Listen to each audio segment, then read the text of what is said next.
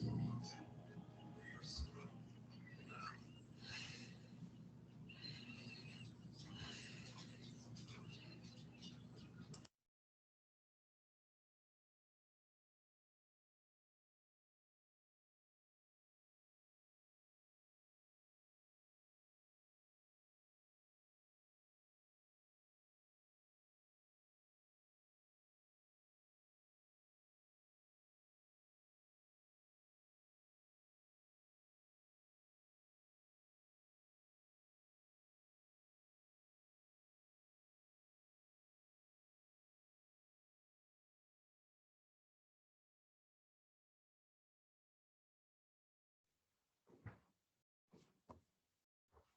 afternoon, everybody.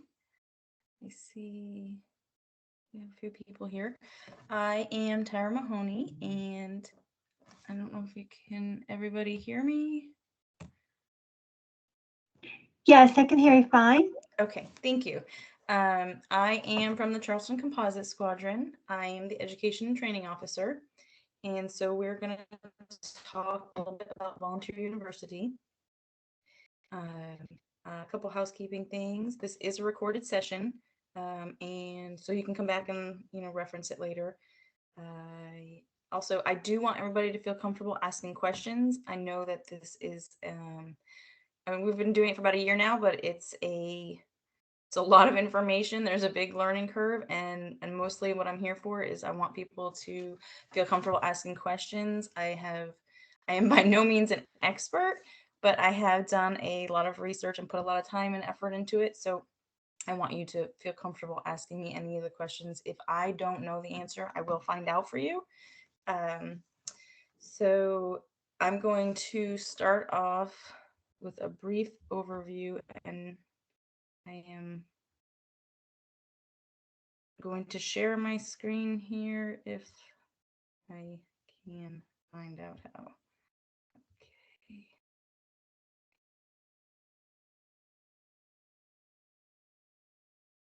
Okay, so you should be looking at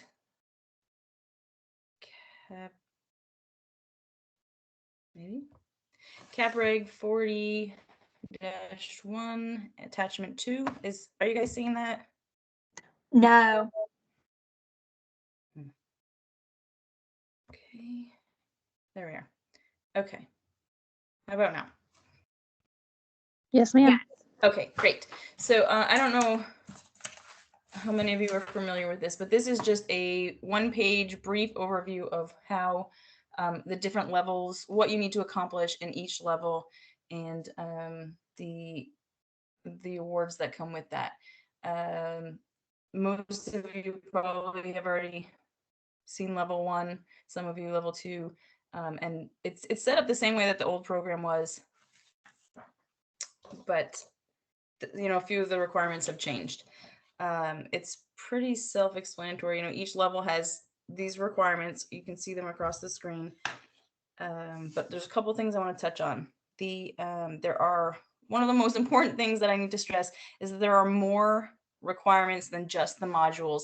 People seem to think, they get caught up in completing all the modules and getting that done, getting it out of the way, and then wondering why they're not completing that particular level.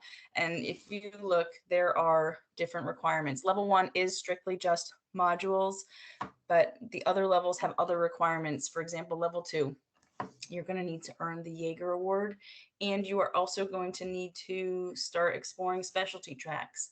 You are going to need to commit to one of those specialty tracks and earn a technician rating in one of those specialty tracks. So something that I really want people to take away from here is, and try to explain to their members, is they are not just completing modules and getting it out of the way.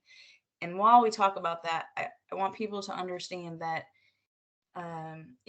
these levels are designed not just to take a class and regurgitate some material, but it's also about the experience that you're going to gain, and the lessons that you're going to learn just from participating in meetings and activities in Civil Air Patrol. It's more about the experience than just taking classes and moving on.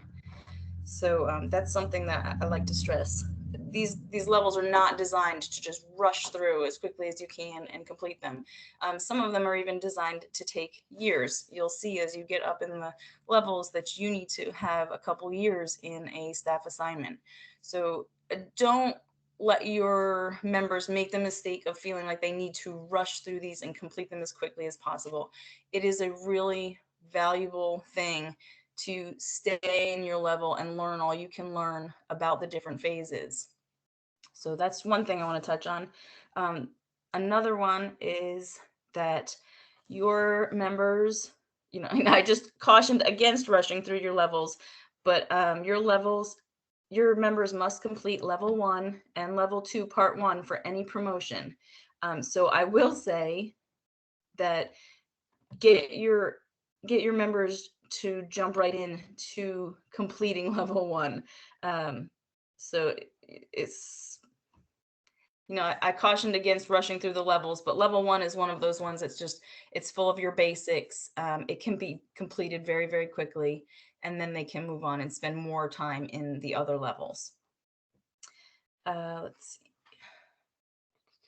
So they must complete level 1 and level 2 for any promotion. And this is something that people are not, level 2 part 1. Level 2 is broken into 2 parts. And this is something that people are getting a little confused on. This is for any duty performance promotion as well as any professional appointment promotion. So if you have somebody coming in as a pilot or health services, and they're going to get an advanced rank right from the beginning, they still need to complete level 1 and level 2 part 1. Level 1 is completely unmoderated, which means you do not need to sign up for a cohort. I know a lot of people were getting frustrated waiting for a cohort and, you know, trying to, you know, move along, but felt like they couldn't if they didn't have a cohort. All of the level 1 modules are unmoderated, which means you do not need any instructor involvement until the very end when you need to have that conversation, the cadet protection conversation. And that can be done with your, that does not need to be an instructor. It can be done with your education officer or your squadron commander.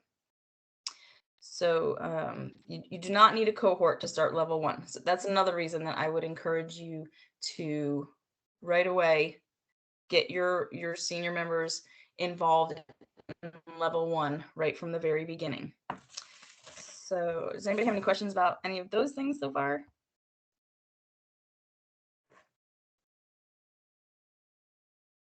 Okay. All right. I am going to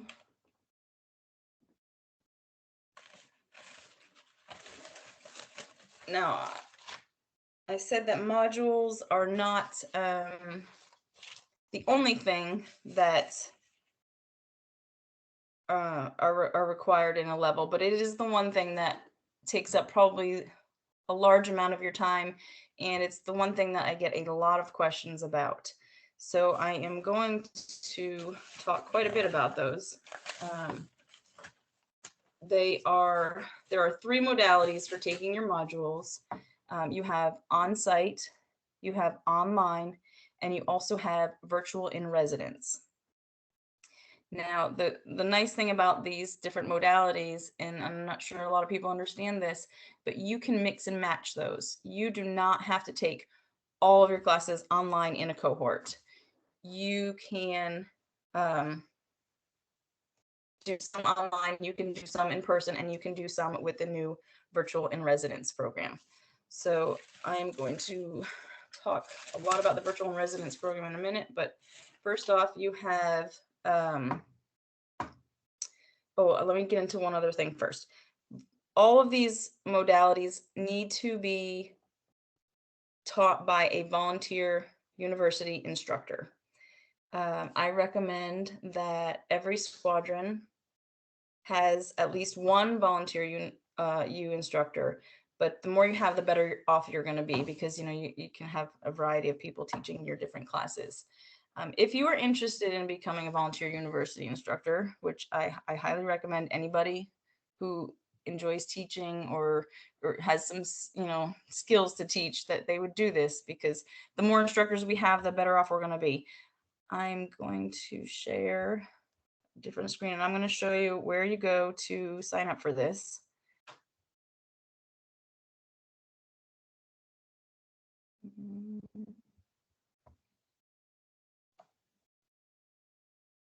Okay.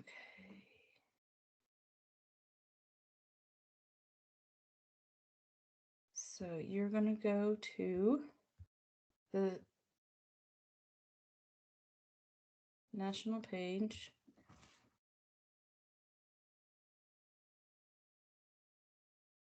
Okay.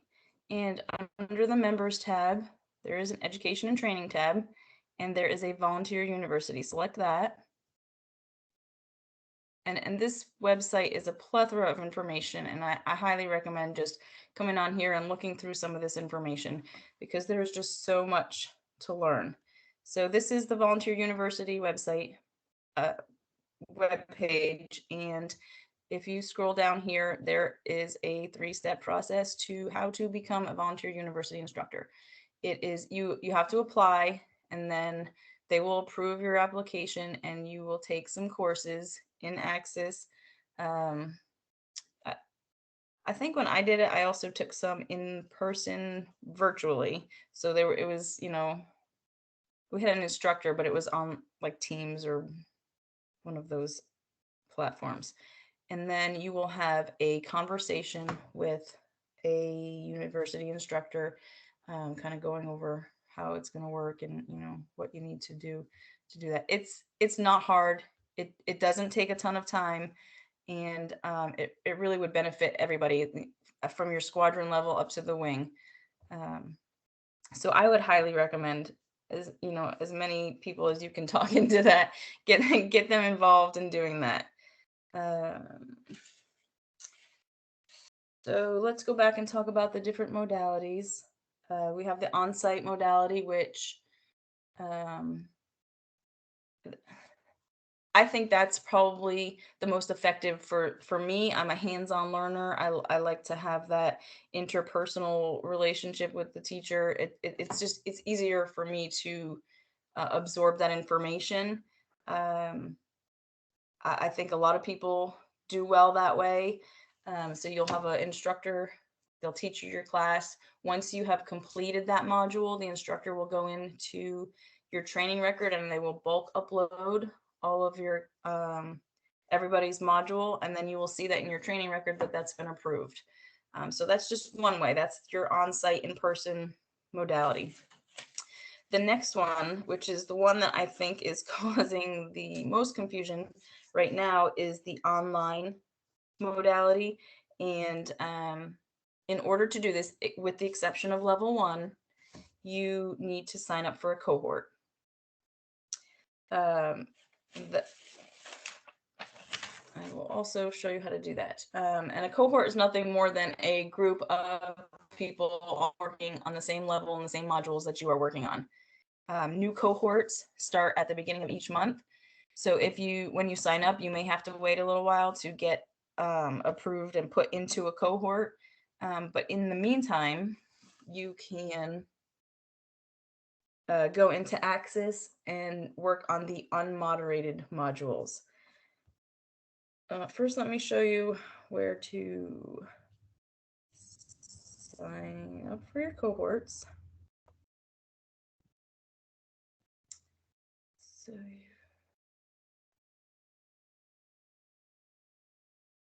So you're going to go into, is everybody seeing that? It's the e-services screen. Yes. Okay. So you're going to go into e-services, and you're going to choose your little hamburger icon over here, and you are going to go to the professional development drop down. And you're going to choose professional levels. And this is where you're going to, this box right here, you're going to click on cohort request. And you hit the drop down box. Now I have just completed level 3. So my first option here is level 4. So if I wanted to do these online classes or modules, I would click on level 4, and then it'll sit down here in the bottom saying that you've requested it, and then by the first of the month you should be put into a cohort. If you don't, I've had, and I think they've kind of ironed out a lot of the problems that they've had so far, but I did have a problem for a little while where people were not getting picked up and put into cohorts. If that happens, we can contact the level chair and they will take care of that pretty quickly. So that's where you select your cohort, and then you can go over into Axis and you can start taking your unmoderated modules. So the unmoderated versus the moderated modules. An unmoderated module simply means that you're presented with, it's similar to many of the other Axis classes. You are presented with a page with some information and some lessons, and you will read it, learn it, and then you will take a quiz, and then you will have completed that module. That is an unmoderated module. A moderated module means that you will also have some information that you need to read and learn, but you will also have either an assignment that you need to submit or a discussion that you need to partake in, and that needs to be sent to an instructor who will then evaluate that, and then once they approve it, then it will be put into your training record. So those take a little bit longer. You do have to wait for your instructors sometimes to grade things and to get you entered. But as you go along here, some of the levels, so like I said, level 1 is completely unmoderated. It is self-paced. You go at your own rate. I've had some people just go in and sit down and complete it in a day to get that part done. As you go up in the levels, more and more of them are moderated, and they require more assignments and more interaction with your instructor or with your group. And I don't know a whole lot about level 5, but I'm pretty sure that is completely moderated, and it's a lot more interaction with people in your cohort. So let's see, where are we? All right. Does anybody have any questions about that, about the online cohorts and how you get started with that? I know it's a lot to take in. Okay. The third modality, which is, let me stop sharing here. The third modality, which is now called virtual in residence, or they're calling it VIR. This is newer. This came out of the whole response to COVID and how we take our classes and how we do our meetings. And it really took off. A lot of people enjoyed it. It's basically all it is your in-person classes, but online. So you still have it's all live. You have an instructor, you have students, and you are interacting and completing that level all online. I like this a lot. I think it's one of the benefits is that there's no commute time. There's it's everybody, they set a time, everybody comes in, and I really enjoyed it because we got to meet people from different wings. You can have people from all over the United States in your one class, and there's no traveling. So you get to draw from everybody's different point of views and experiences. And so that was really, I enjoyed that a lot. And so, especially as you get into the higher levels and you need to have that kind of the discussions, and you need to interact with people more. So that's a really good way to do it. The VIR classes are more and more becoming available. At first, they just kind of tested it out with levels 2 and 3. They now have level 4 on there. They now have the squadron commander courses.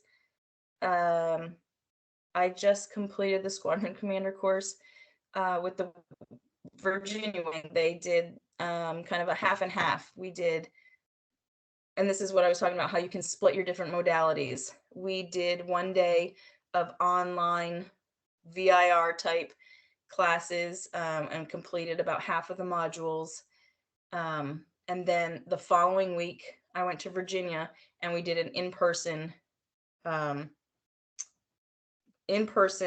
classes and finished up the rest of the modules. So we did about half and half.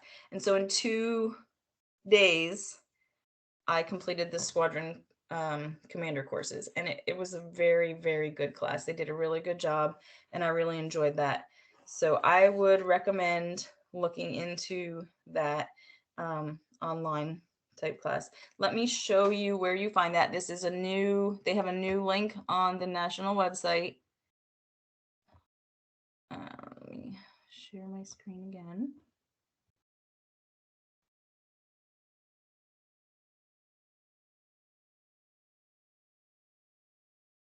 Okay, so we are back to the national website. You want to go to members, education and training. Oh, where have we gone? Virtual in residence program. And they've just recently added this, and it talks about the program. Maybe you scroll down here, there is a calendar. You click on this and there we are. And there's all of your classes that they are offering right now. And it's very easy to work with. You hover over the class and okay, I said it was easy and now I can't make it work. Okay, and then, okay, so this one is the registration is closed, but if it's available, the link to register is right here. You will click on it and you register, and then you are all set to go, and you'll get emails letting you know what you need to read before you show up for this class and giving you the links to the class. So it's pretty straightforward, pretty easy. And the great thing about it is like look at all the classes you see here. I mean, you could spend a week and take one every night, or you can take one a month for however long it takes you to complete it. It's really at your own pace. And so there's different, it suits each person's schedule. I mean, you can take one, a night if you want. I took one a week for 3 months and completed level 3. So it's very user friendly. Okay.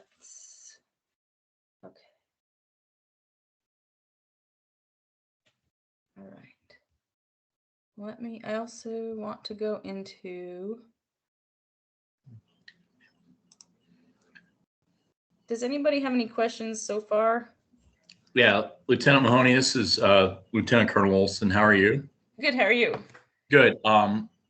These virtual classes that you're talking about, those, do I understand correctly, those can be taken as an alternative to the cohort training? Is that correct, ma'am?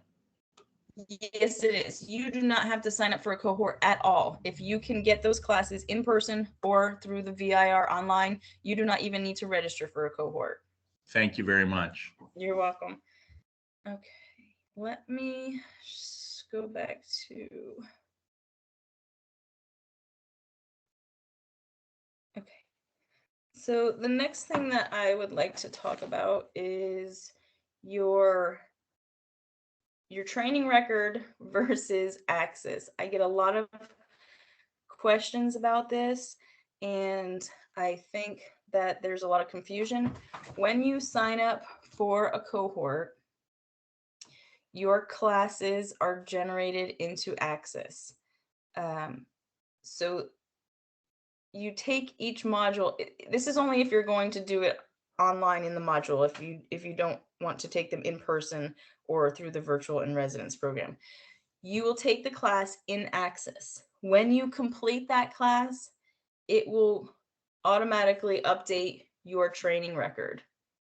A lot of people think that once they complete all the modules in Axis, that they have completed that level, and they don't understand why it's not showing up under member services in their training tab, and why it doesn't say that they've completed that level. And that is because they more than likely have other requirements that they need to fulfill. So I'm going to share my screen again and show you where your training record is and how to read it and look at it.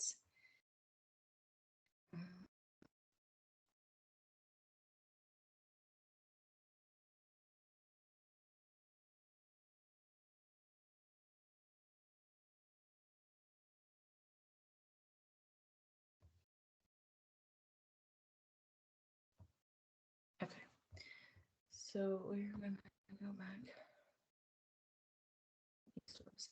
All right, we're going to scroll down to professional development.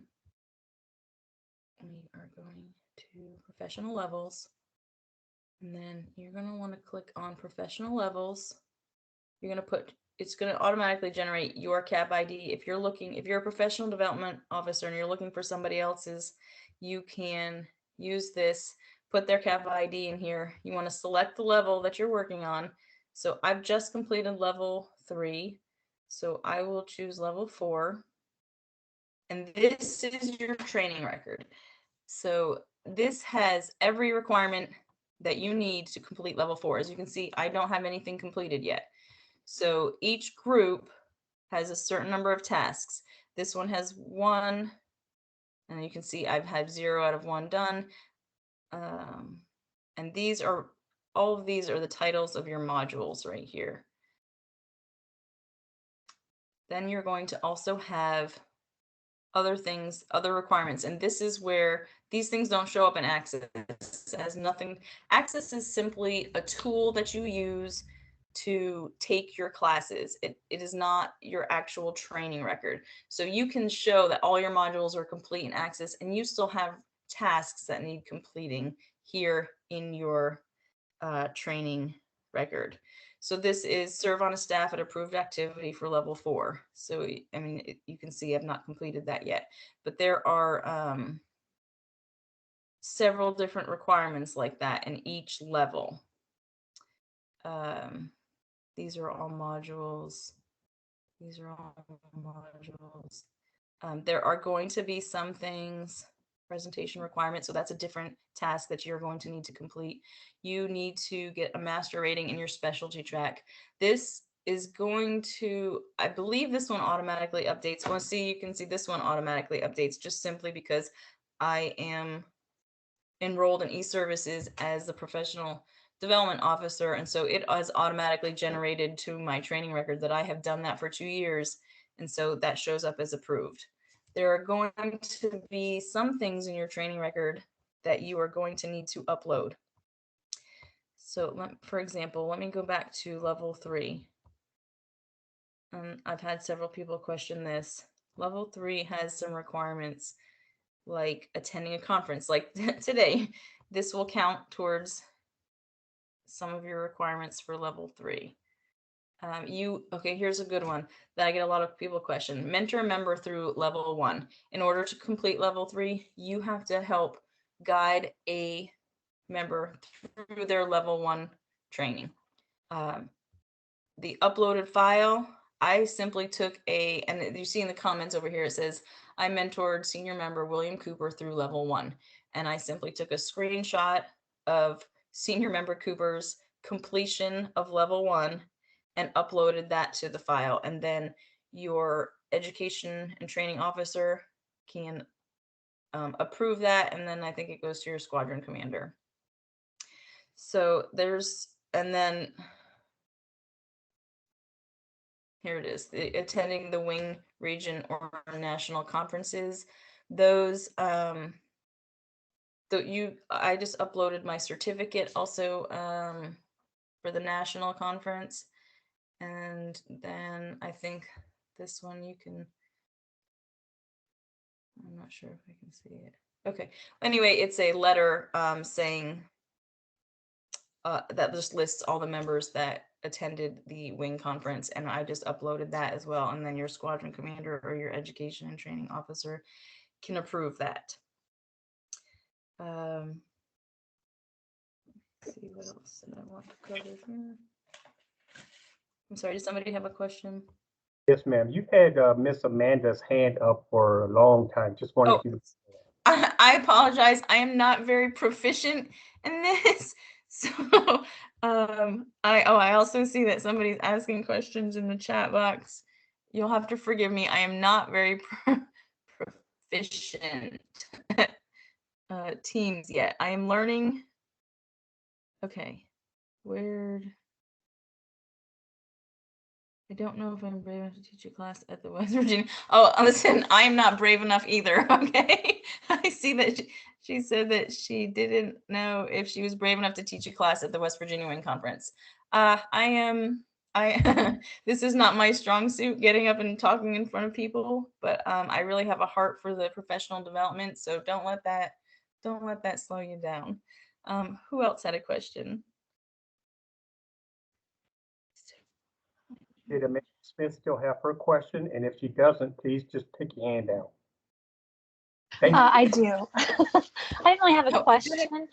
I was just going to comment that for the VIR, there's also a Facebook group that you can join that's headed up by Colonel Glenn Knight. Good night. Yes. That has been extremely helpful to me with the VIR classes. So that helped me greatly to get through my Part 2 Level 1. So I can put that where you'd find that at on Facebook in the chat if you guys would like. And you can't be added to the group. You have to actually request to join. But anyway, just some helpful information that's been helpful to me. And also, I'll watch the chat for you just in case there's other questions that you don't get. Okay. I'm slowly getting better, but yeah. You have a lot going on. It's all right. You're doing great. Yeah, I'll be honest, that face group chat that you're talking about, I have learned an incredible amount of stuff just by participating on that, reading through the comments. Glenn Knight actually taught several of the classes that I took. When the VIR first started taking off, I jumped in as quickly as I could because I wanted to complete those classes. I didn't know, for a little while during COVID, they were talking about the virtual in residence only being a temporary thing while we were, kind of on stand down for COVID, and that perhaps after we went back to being in person, they would no longer offer those online courses. So I tried to jump in and take as many as I could as quickly as I could.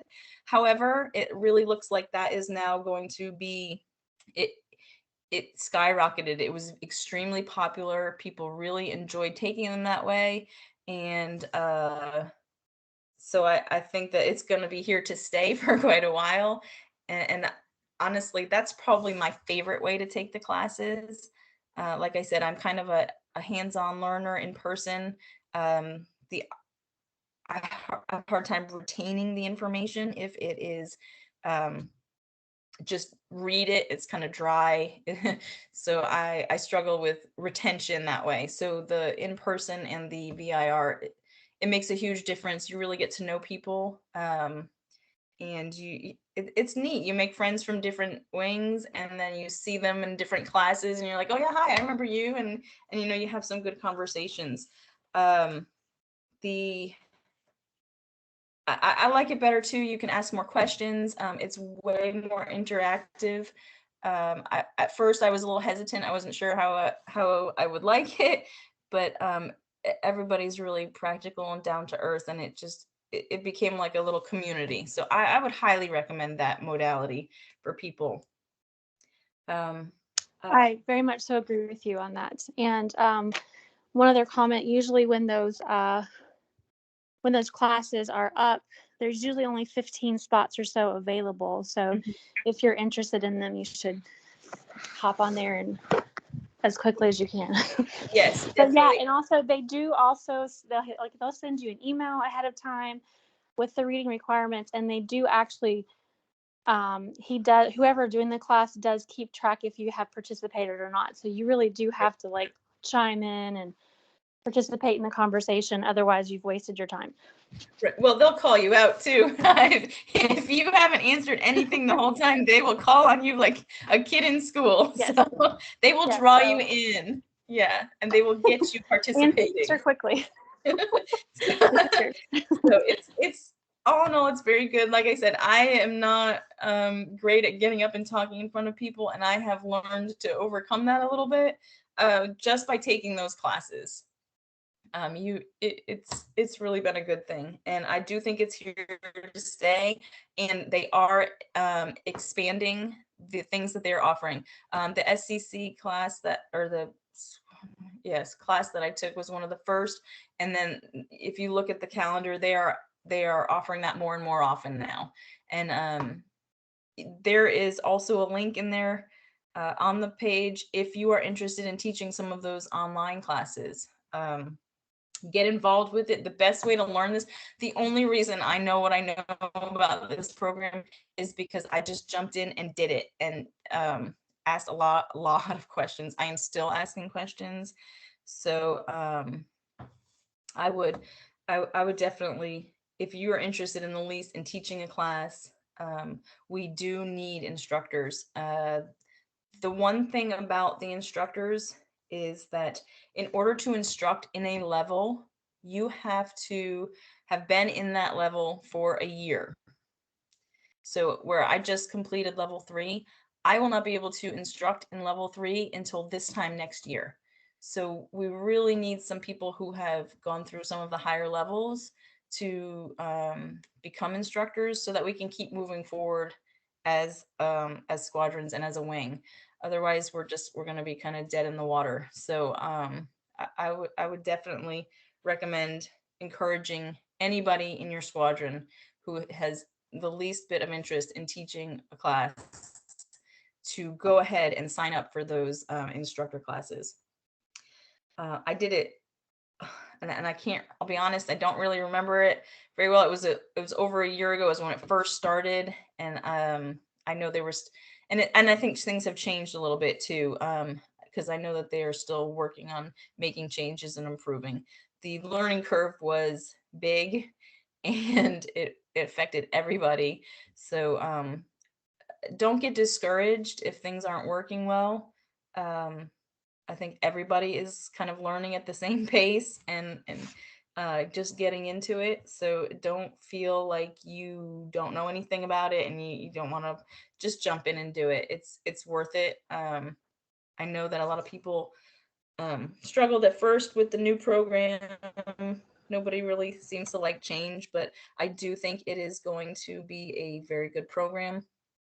The VIR is really helping us move forward faster so people aren't getting stuck and frustrated.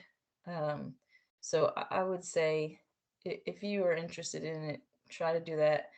Does everybody here have an education and training officer that has taken the instructor class? So, Lieutenant Mahoney, this is Major Dawson. I do have a question regarding that. I have completed it 94%. All I need is the Okay. summary conversation, but I've been waiting since February. And Oh, I've contacted them 2 or 3 times via email, and I got one email back on a week with the class that I needed, the conversation that I needed was that weekend, but I had a CAP event and I emailed them and let them know that and asked them to let me know when the next one was available. And I've heard nothing. So I've been waiting and waiting. So how do I go about getting that taken care of? let me look at the website. I think that they have a new calendar on the VIR. I'm sorry, on the education and training portion. Let me look right here.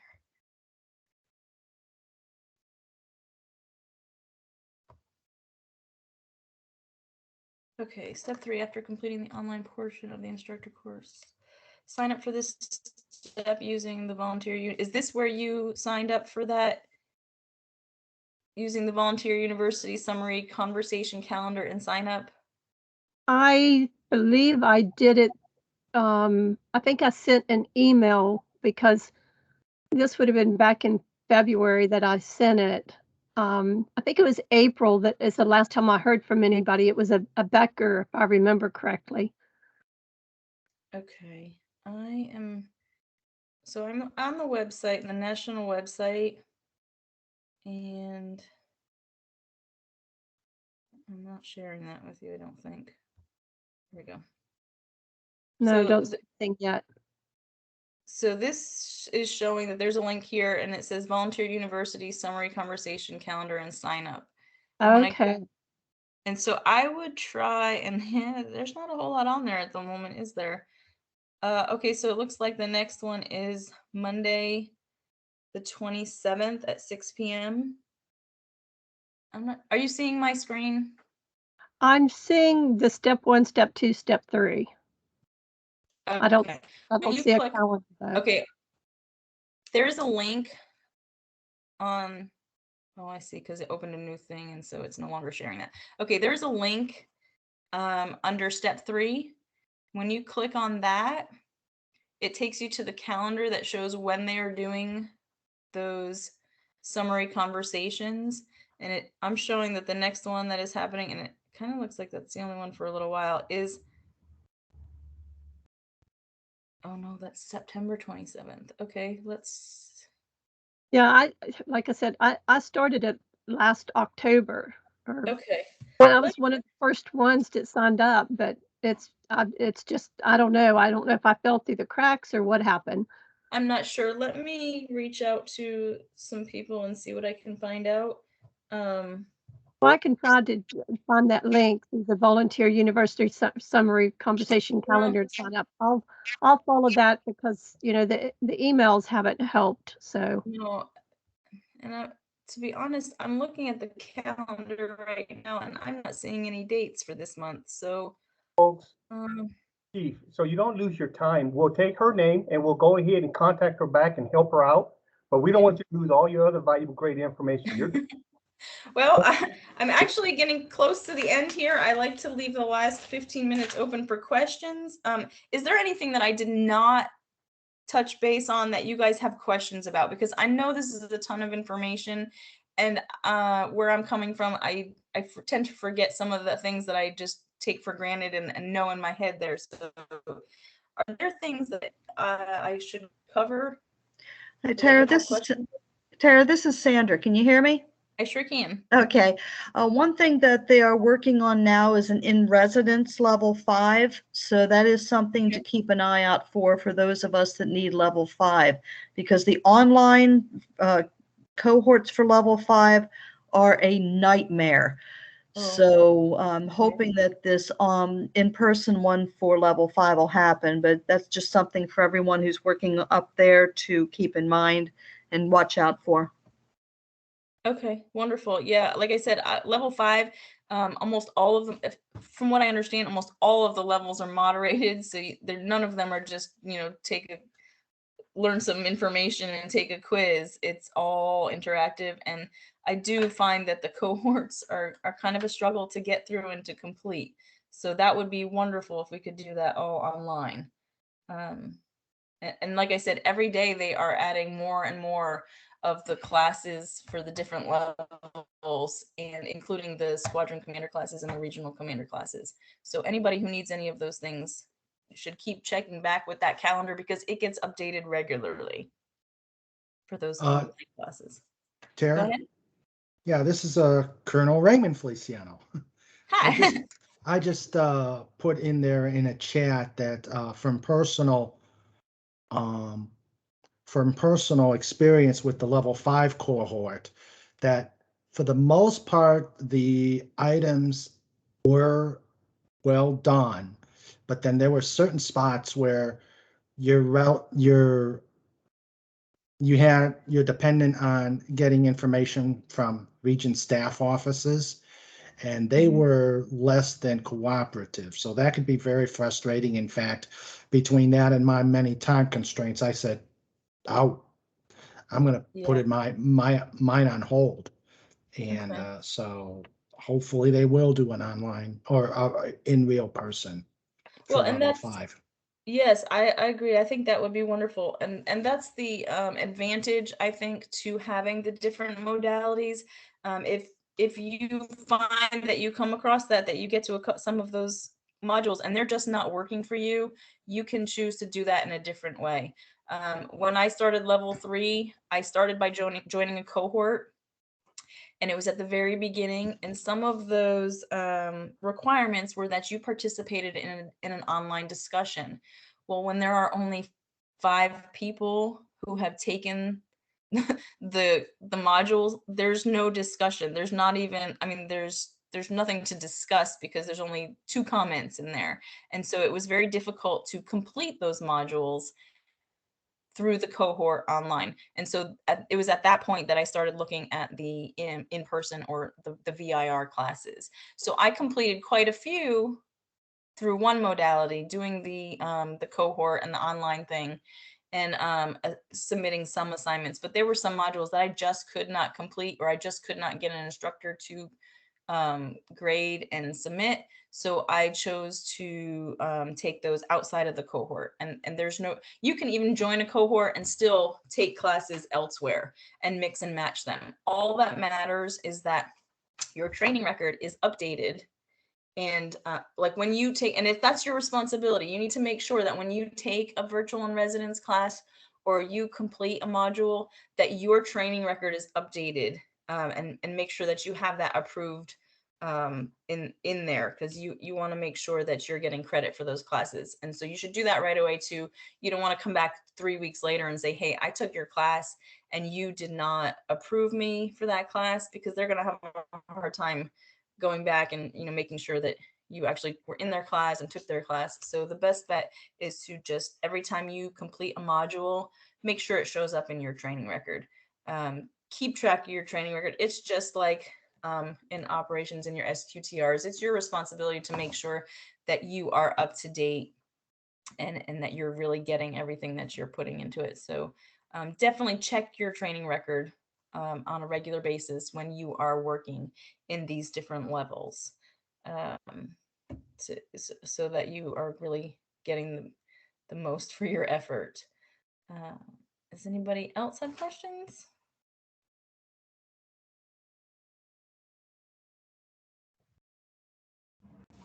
Make sure that we covered everything.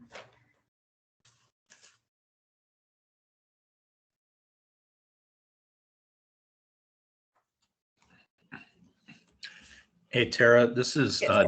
Dale Olson again. Yes, sir. I have a question. Okay. How in the system do you go about getting credit for things that you completed in the military, like Squadron Officer College, Air War College, Air Command and Staff College, National Search and Rescue School? How do you get credit for things like that? That is a good question, and That's why I asked. I just learned that, and I have it jotted down here somewhere. Okay. So you want to, it says a certificate or proof of PME credits. You want to take those certificates or, proof that you've taken some of these classes, and you want to email them to lmeforms@cap.gov. lmeforms@cat.gov? Yes. Okay, thank you, ma'am. And I want to elaborate on that just a little bit. If you have new members coming in that have this sort of credit that they can get for these, you want to have them do that right away. I just learned this at the national conference this year. Once you mail those in, they're going to evaluate it and they're going to put it into your training record in all the different levels that you are approved for those things and that you've already completed those. So you want to have your new members go ahead and email those in right away. That way, it gives them some time, and they're not, once they get to levels 2 and 3, they're not taking classes that they really just don't even need to take. I mean, we have people coming in with vast amounts of knowledge, and they don't need to be taking some of these classes over again. So thank you for that. Yeah, that was a really good question. I know we have a lot of people coming in credit for that. So, anything else? I mean, I could probably talk for days about this stuff. Well, this is Chief Dandridge again, and just like the gentleman that just asked, Dale Olson, the Mhm. thing I wanted to highlight on that comment is, as you completed all that military training and those other specialized professional fields, just to make it clear for you that those are taken apart and then spread out through all the different trainings that we use in education and training, and where you've already completed it through that training that we know of, we will automatically give you the credit. So that's why it is very important that the training you've completed previously has been submitted as soon as possible so that we can in turn fill all of the areas that shows completed training as you move forward in your upgrade training. I hope that Understand. Thank you, sir. Good. That's good. Tara, Yes, ma'am. this is Colonel Moody. I just want to say this has been an excellent presentation, and mainly where you went in and showed us on e-services where we had to go to do things. This is very needed. I would almost thank you for doing it, but I would like you to go to the individual units maybe and or virtually and help the individual units do this, or have a meeting with all the education and training officers. I think this would be very good for everyone to see, because I know I've had questions too, and it's interesting. The volunteer university, you know, it's there for a good reason. It's for us to be able to do the different things at different times and at our own pace. And I understand that. But for some of us, you know, the computers and finding things is a little difficult, but you have made it so easy for us to now go in and to do the different things. And I really appreciate that you did this presentation. Well, thank you. I'm glad to help. I really enjoy it. This is the professional development is pretty much what I'm passionate about here, helping people, and I'm glad if it made it easier, because I know it was overwhelming for me at first, and I know that a lot of people mostly just struggle with navigating the system and finding out, where do I go for things? How do I see what I need to work on? And so honestly, that is like one of the number one questions I've gotten is how to find things and how to navigate the system. And I would be glad to go to any squadron or help out anywhere that I can to help people. Because like I said, the more people that are involved, the more instructors we have, the more people understand, the better we'll do as a wing. So I would love to help out in any way that I can. All right.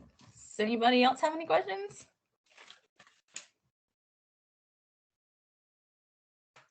Okay. Well, like I said, I am willing to answer questions at any time. My email is tara.mahoney@wvwg.cap.gov. I usually can answer emails within a day. I'd be more than willing to sit down with anybody who wants, a little more one-on-one help. You can send me questions anytime. I really do enjoy doing this. I like helping people. So, and don't be intimidated by it. Just jump in and do it. That's my biggest thing. It was really overwhelming and intimidating for me. And like Becky said earlier, she didn't think she could ever teach a seminar, but neither did I. But here I am. So really, you can. And I will be glad to help anybody. So if nobody else has any questions, I guess that's about it. I thank you all for coming. Thank you. You did a great job. And I'm gonna take you up on that anything. I'll be giving you shooting you an email here shortly. Okay. Thanks. Thank you, Tara. You're welcome. Great job, Tara. Thank you. Let me echo that. You did a fantastic job. This is Jim Pierce. Well, thank you. You put together everything real well and in simple areas that people can go to as the commander did. So I enjoyed the seminar and enjoyed your presentation. Thanks. Thank you. Chief Dandridge, thank you for your comments. And thank you. And all I was going to say on the way out till we go to the next one is just follow up with that one customer we had that has been waiting for some answers since February. You have Yes. done the greatest job, and I'm just so impressed. Thank you so much for giving up your time this weekend. Well, thank you.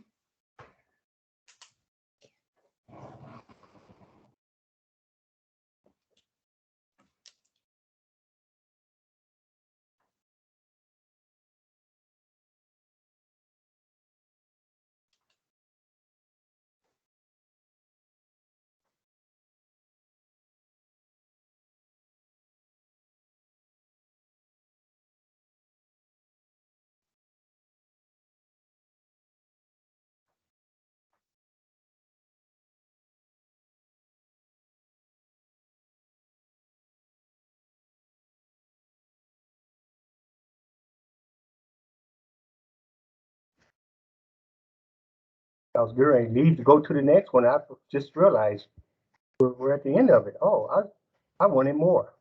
Hey, Chief Dandridge, this is Yes. Colonel Moody. This is the shortest conference we have ever had.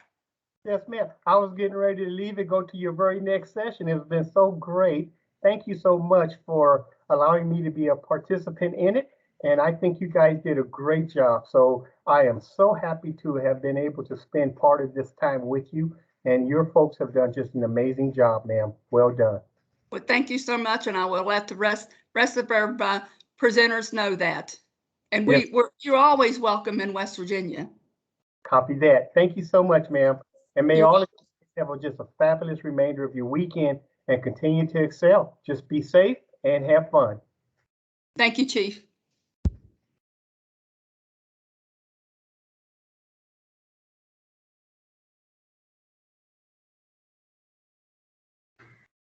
So Tara, how would you like to be my assistant? Well, I have a lot of commitments coming up, but I would love to help at anything that I can, Okay, that I 'cause- can have time for. Because, like I said, this really is my passion, and I really do enjoy it. So, Yeah. I would be glad to help out anytime I can. Yeah, that's one reason that I wanted to really listen to you present, because I've been watching you and I think you would really make a wonderful assistant for Wing PD. If you could just be the assistant and take point on this volunteer university stuff, because as a squadron commander, I feel like I am not doing a good enough job focusing on that area. So if you could be my assistant and focus on that area, I would be very grateful. Okay, I would. And I was thinking about this too afterwards. The squadron commander classes that I took for Virginia. If we Mhm. could get a few more instructors, and I did not get a chance to look at the instructors thoroughly yet, but if we could get more people involved in that, we could do similar things where we just have one day and we run through some modules and get people checked off on those. Absolutely. It was a really good setup, and I really enjoyed that class that I took in Virginia. So there's no reason that we can't do something of quality just like that. I think that's a wonderful idea. So are you accepting? You want to think about it and get back with me? Yes, ma'am. I'm going to have to think about it. I have a really hard time saying no to things. I understand that completely. That's how I got where I am. Yes, ma'am. So give me a little bit to think about it. I definitely will be involved whether or not I do that. Like I said, I'll be glad to help anytime I can in any way that I can. So. All right. Yeah, just let me know. Yeah, think about it a bit. I've been without an active assistant for quite a while, so it's not like I need an answer today. Yes, so just think about it, and you can get back with me when it's convenient for you. Okay. Well, thank you. Well, thank you. You did a wonderful job. Well, thanks. I enjoyed it. Alrighty, well, I'm going to go ahead and start compiling my attendance thing so I can get a certificate out, well, an email out for attendance for everybody. Thank you very much again. I'll talk to you later. All right. Nice talking to you. Bye.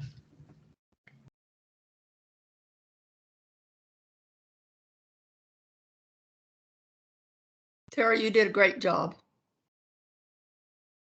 Thank you very much, ma'am.